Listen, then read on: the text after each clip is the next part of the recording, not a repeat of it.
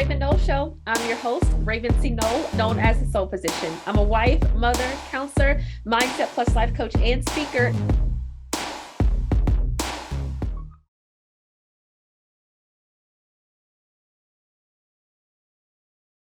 Hey, Lorissa, how are you? I'm good. How are you? I am good. Thank you for joining me today.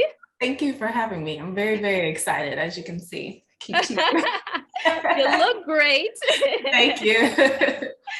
So I am just so excited to have you today on the podcast, because when you think about like an influencer, or you think about someone who has a large following on social media, you think about someone that works with brands and that's like a brand influencer, and just someone that has a huge presence in the social media world, basically doing this type of work full time. That would be who you are. And so I think that a lot of the listeners who are kind of listening and looking for some, relatability with influencers, and that may be something that they do, something they aspire to do, I think they can relate to you. Yeah, of course. I try to aim to be as transparent and honest as possible, especially when it comes to what I do for a living. So yeah, this is something that I am very, very passionate about. So I'm excited to talk about it today. Awesome, awesome, awesome. Okay. So for you, I know that you do this full time and this is, your career field. Have you ever felt ashamed of being an influencer? Because I know some people understand it, some people don't understand it, some people have opinions about it. And so for you, what's your take on it?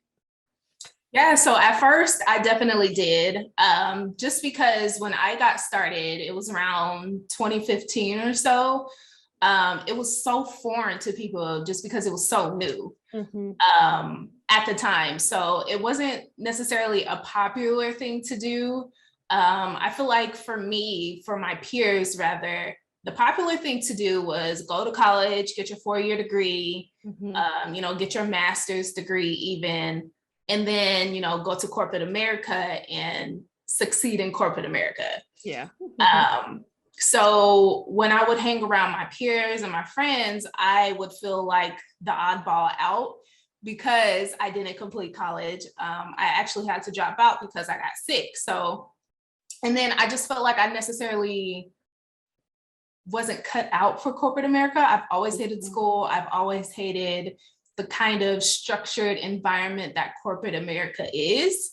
But now, because I've discovered that this is what the Lord has called me to do for however long he's called me to do it, I'm confident in it. And so, this is just a season that the Lord has me in right now, and I'm very confident in it. I love it a whole lot. And, now everybody wants to be an influencer. Everybody wants to be a content creator. Yeah. So it's kind of like the tables have flipped, right? It's like back then, nobody really wanted to do it. It was like the lame thing. It's like, oh, you post pictures for a living and get paid for it. Yeah. Versus now it's like the cool thing to do. So yeah. Okay. So how did you grow in that confidence? Because I know it can be very hard to go into new territory that people are kind of like, wait a minute, what is that? What exactly is going on? And then people can be so opinionated. So how did you kind of overcome that barrier of saying, okay, am I going to do this? Is this something I'm actually going to like and love? Do I really want to move forward with this? And really step into that level of confidence to show up, in the capacity that you do. Yeah. So I feel like the number one way that I grew in confidence was just knowing that this is something that I'm called to do. Okay. And then once I started doing it and really figuring out, okay, I can make a living from this, and a good living, it's a very lucrative career. And I just felt a sense of vitality every time I got on camera. So it has always been supernatural for me to share my favorite products, sell my favorite products, just kind of be on camera talking about the things that I love, and essentially just sharing my life for a living. And so it felt like every time I got in front of a camera, I just came alive. And so I never really stopped chasing that feeling. Good. And it's kind of like second nature now. So I feel like when you're passionate about something and you love doing something so much, the confidence is natural, especially when you do it so much that you grow and become better at your craft, and you study and do everything that you can do to get better. Yeah. So I think essentially my confidence is rooted in the fact that I wholeheartedly know that this is something that I'm supposed to be doing and that it's actually making an impact. I love that. And I think that, outside of it being just something that you feel like you naturally have the ability in, I love that you said that you feel like it's a God-given call. You know what I mean? And so that in itself helps you to sustain throughout the career, you know what I mean? Because you feel like it's something that God has positioned you to do. Absolutely. So I know as an influencer, there's probably also this expectation people have of you to kind of live your life up online, right? To show up and to share certain aspects of your personal life and your personal struggles and all those different things. And I know that you do share certain aspects of that, but how has it been challenging for you, or what challenges have you faced mentally and emotionally with having a career that requires you to be front facing, requires you to show up online, and also requires you to have a level of transparency and vulnerability, in front of, hundreds of thousands of people? So mentally, you kind of feel like you're not good enough, and you subconsciously start to compare yourself to others in this space. So then you subconsciously feel like, you don't measure up, you missed the mark, you're behind. And I feel like that can really take a toll on how you feel about your work, but not only about your work, but how you feel about yourself. And so I feel like the lines can get kind of blurred sometimes. Yeah. And then you kind of start to look at the numbers more than you look at the impact. And it can really make you feel like, you're doing this for nothing. When in reality, you're not doing it for your followers or your audience. I mean, that's just kind of a plus, if you will. You're doing it because God has called you to do it. Right. So I really had to, kind of separate the two. Yeah. And then obviously there's the trolls. Everybody hates the trolls. And for me, when I first started out, I had no idea that I was going to grow to the level that I'm at now. So I think across the board, I have over 300,000 people consuming my content. And when I take a step back and I think about it, I'm like, this is a lot of people. Like if you had an arena full of 300,000 people, that's scary. And so for me to have to digest the fact that so many people are just watching me live my life out loud, and, they have their own opinions and criticisms. It's just, if you're not grounded, it can eat you up. Yeah, it really can. So I just, I had to stand firm in who I am and who actually called me to do this work, because honestly, if it was up to me, I probably would not be on social media at all. Because it's so energy consuming and time consuming. And if you're not firm in your boundaries when it comes to, okay, this is my work, this is my life, even though I have to merge the two, I still have to have boundaries. It can really, really mess you up. Yeah. I can only imagine, because, part of my business is online, but not the full aspect of it. And so, I think that there's a total difference when the work that you're producing is always being measured by that many people. Yes. You know what I mean? Like at just right in their hand, you know what I mean? Like anything that you produce, if it's like a YouTube video, if you go on IG stories, it's always being measured so easily and quickly by so many people. I think that it definitely would require a level of inward strength to be able to, show up in that capacity. So I definitely, feel that what you're saying, I just am like, oh my God, when you think about it, you measure it, that's a lot. It is. It definitely is. So what do you feel like out of all of that and everything that you do online, what is the number one stress point for you being an influencer? I would definitely have to say the work-life balance, just because, your life overlaps with essentially your life is your work, right? Yeah. Like you're putting your life out there. Right. Whether it is, vlogging your day-to-day life, which I do. I do the vlogs, I do the routines. And I just literally share my life for a living. So those lines can get blurred very, very easily. Yeah. And I've had to learn, I have to put boundaries in place when it comes to separating Lorissa Nelson, the brand, and Lorissa Nelson, the person. Yeah. Yeah. And, that makes things a whole lot easier, not only for me, but for my family and for my followers as well. And so, people can feel entitled to everything about you, and, oversharing can,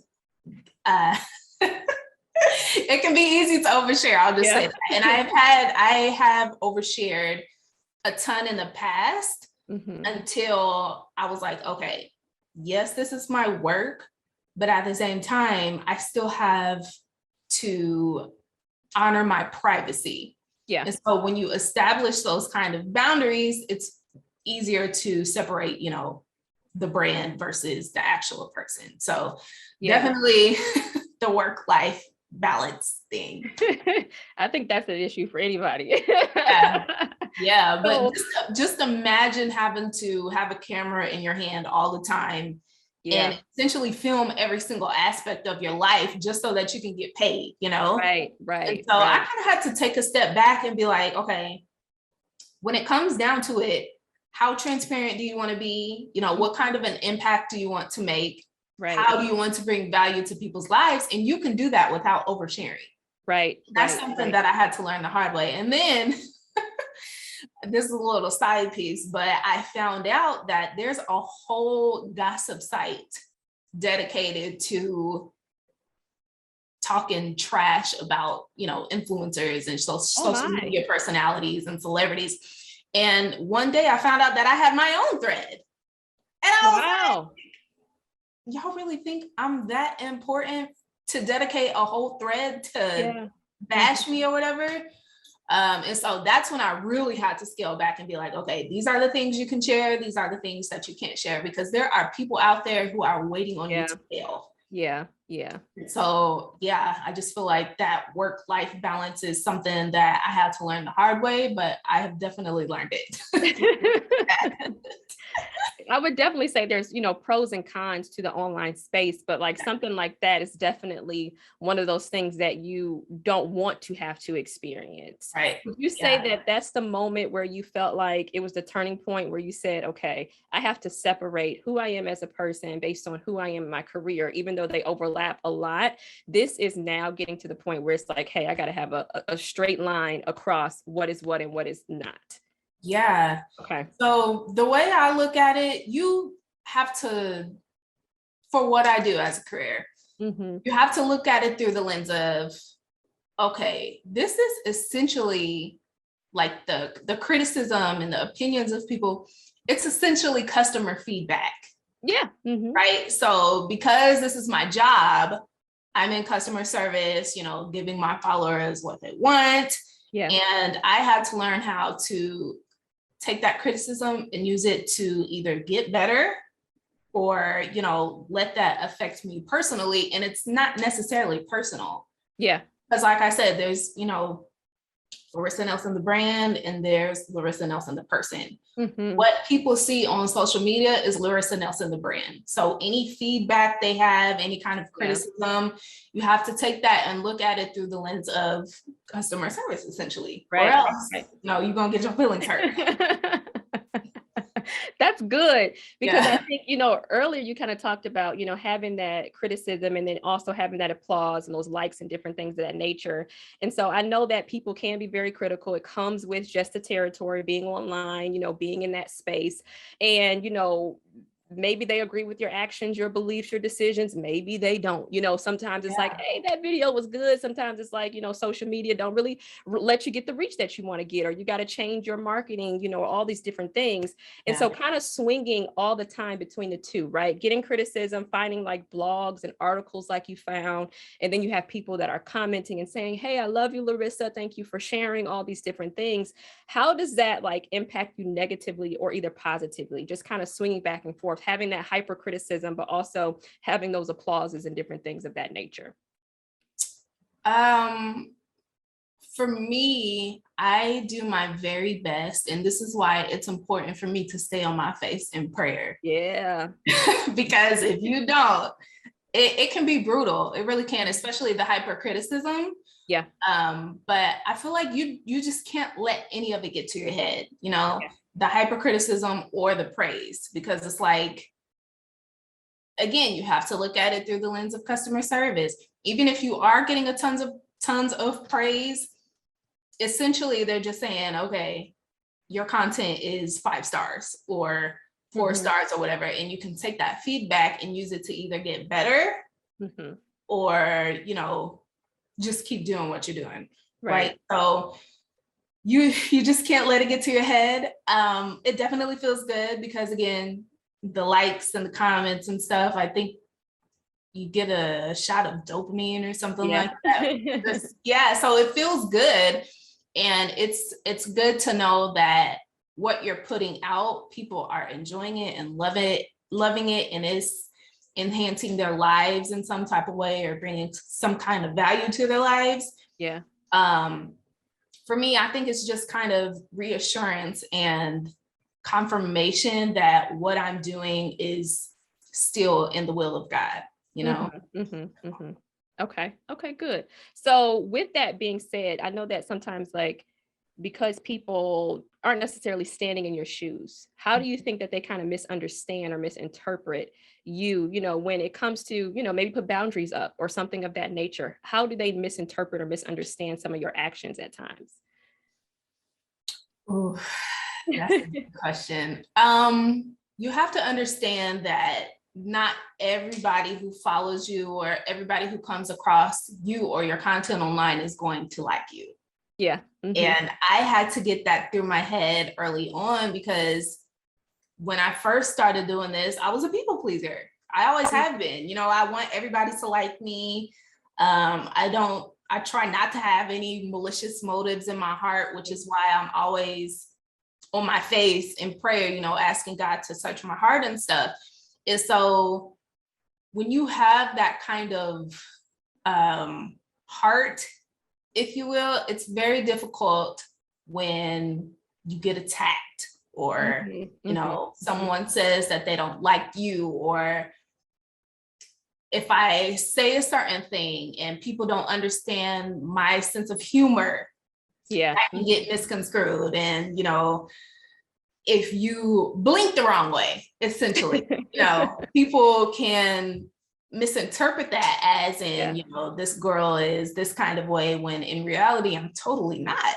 And so you just kind of have to let that expectation go that not everybody is going to like you, and that's okay. And I think the best thing that has helped me is knowing that people see you through the lens of their own life. And so whatever they project on you, it's 9 times out of 10 not about you. It's about what is going on the inside of their heart. Right. And so I've just tried not to take all of that personally, even though sometimes it gets really, really hard not to, because like I said, there is kind of like a level of that I want to please everybody still within me, just because nobody wants them to, dislike them. You know what I mean? So I hope that answered your question. Yeah, I think especially in the industry that you're in with being an influencer, it's important that people like your content, because ultimately what you're trying to do is work with brands and different things of that nature and make a bigger impact with your creativity and the different things that, you are producing.